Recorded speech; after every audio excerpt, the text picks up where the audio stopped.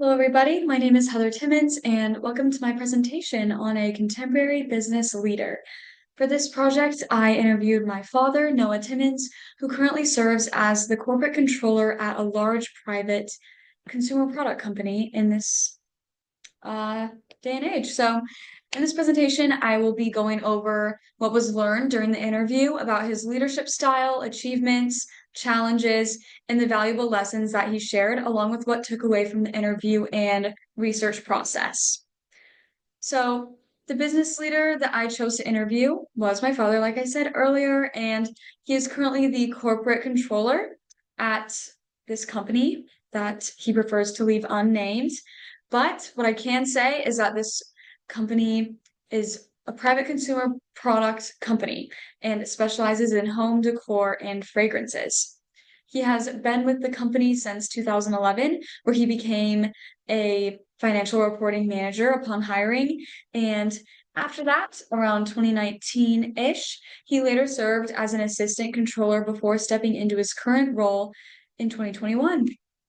So, over the years, he has managed a team of professionals that are responsible for mainly financial accuracy, reporting, and they also support executive decisions as well. The company operates using a direct sales model, which makes customer experience a central part of the brand's identity. I chose to interview my father because uh, not only because I had direct access to him for the interview, but I also chose him because I've seen how much he deeply values integrity and principles, sticking to the truth, and how he truly cares about others and tries to be a servant leader in his role. So he currently leads a team of about 10 employees, and he has constantly demonstrated leadership qualities through times of growth, especially when going through different challenges. His industry insight and years of experience have made him a great fit for this project. So I really appreciated his willingness to open up about not only all the things he has done, but also him answering the questions, all of that. I just really appreciated all of that because I was able to really talk to him about his leadership and authority and how he focuses on transparency and all those different traits. I was super excited to explore. So when I asked about his greatest career achievement, he reflected on leading his finance team during a time of unexpected and rapid growth during 2020, which was in the basically the height of the COVID pandemic. A lot of people were getting stimulus checks, so they were spending a lot more. So because of that, his company experienced what he described as hypergrowth, which means that there was a significant rise in sales, transactions, and just a lot of demand that they had not seen before. So this group doubled revenue within a short period, which placed intense pressure on the company's systems and personnel. So despite being a small team, or lean, as he said, they were able to maintain high standards in financial reporting. They're able to ensure timely data delivery, and they supported executive decision making throughout this entire period of hypergrowth. So what stood out in his response to me was his servant leadership mindset. He emphasized supporting the organization by focusing on service, ensured internal customers. So, like executive leadership had what they needed to make critical decisions. So, based on the servant leadership assessment in part A on the template, I ranked him pretty high in listening, stewardship, awareness, and commitment to the growth of others. Rather than focusing on control or personal credit, he instead decided to lead in a way that empowered his entire team by listening to all of them, each individually, to their thoughts on what the organization needed at the time, and he just made sure to keep a listening ear the whole time. So this reflects the sphere model of servant leadership, especially the emphasis on foresight, empathy, and building community.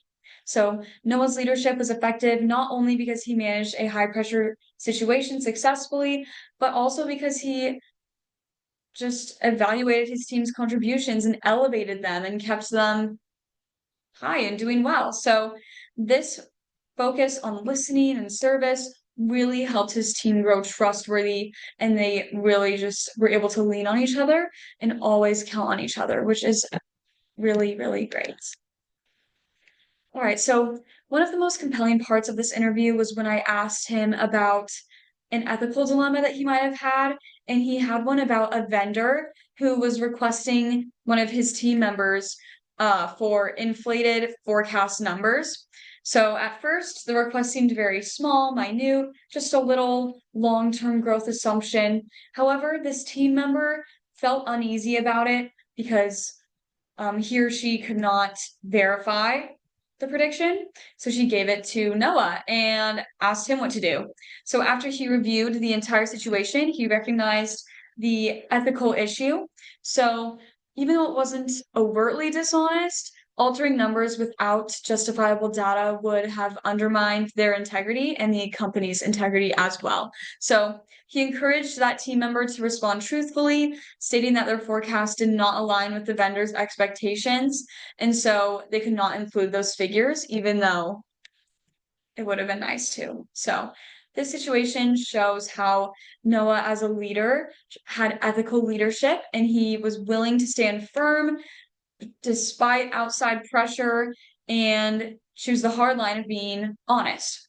So, from a leadership versus management perspective, this moment shows his leadership because he not only executed the task, he didn't just solve a problem, but he showed his value of principles and the human aspect of things where he saw an ethical dilemma and he decided to go with the one that showed his integrity. So his approach aligns with the what's it called? The Nordhaus definition of servant leadership as prioritizing followers' needs and ethical conduct can get a little, well, wishy-washy sometimes, where some people want to prioritize other people over their principles, things like that. So he chose character over convenience, and he used the situation as a teachable moment. So this, along with the past example, built trust within his team.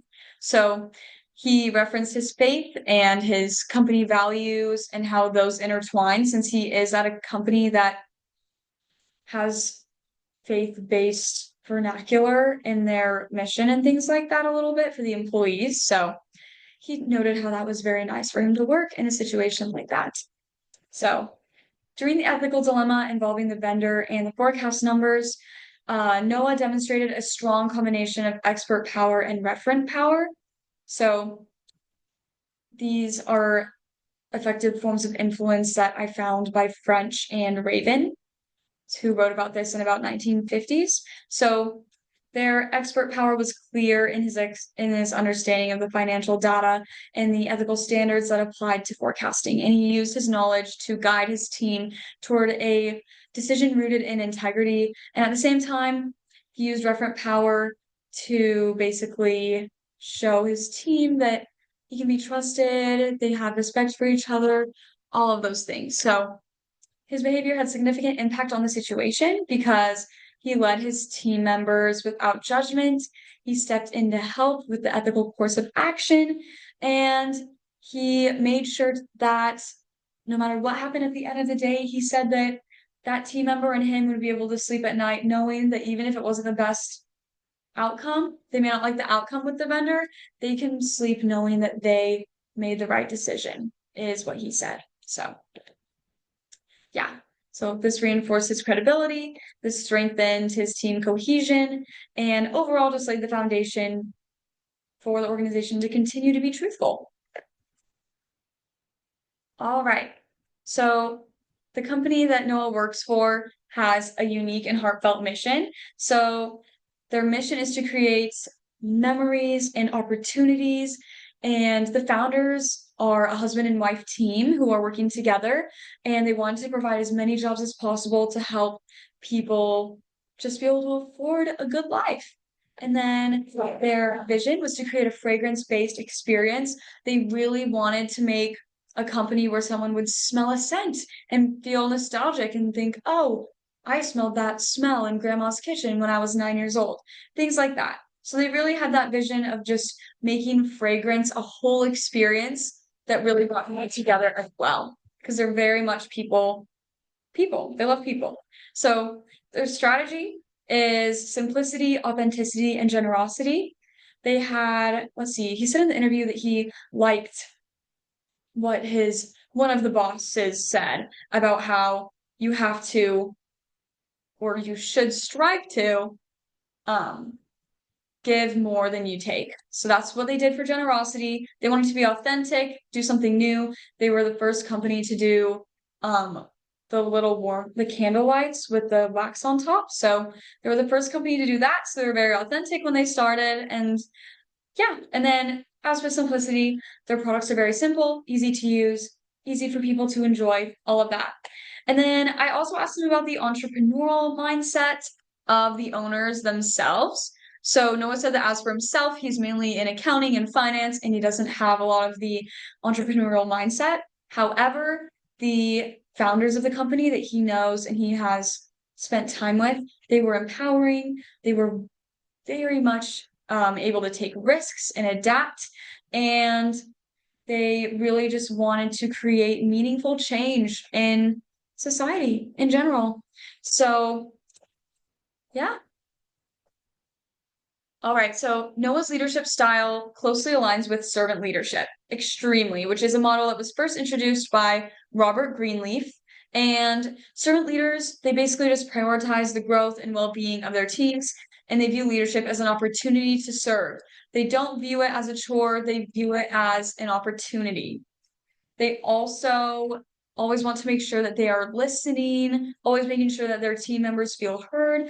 And on top of that, Noah is also very humble. He is not afraid to ask for help. He's not afraid to admit when he's wrong. And he really encourages his team to speak up and ask questions because he said that 9 times out of 10, if you have a question, the other people in the meeting will also have that question. So he kept things very humble because while he is a leader, he has to be humble in order to truly cultivate a great, trusting team dynamic. So his approach shares elements of authentic leadership, self-awareness, relational transparency, all of those things. He's very value-driven as well, and he always wants to make sure that he can be as credible as possible and that teams thrive because teams will thrive if they're empowered, trustworthy, and led with integrity.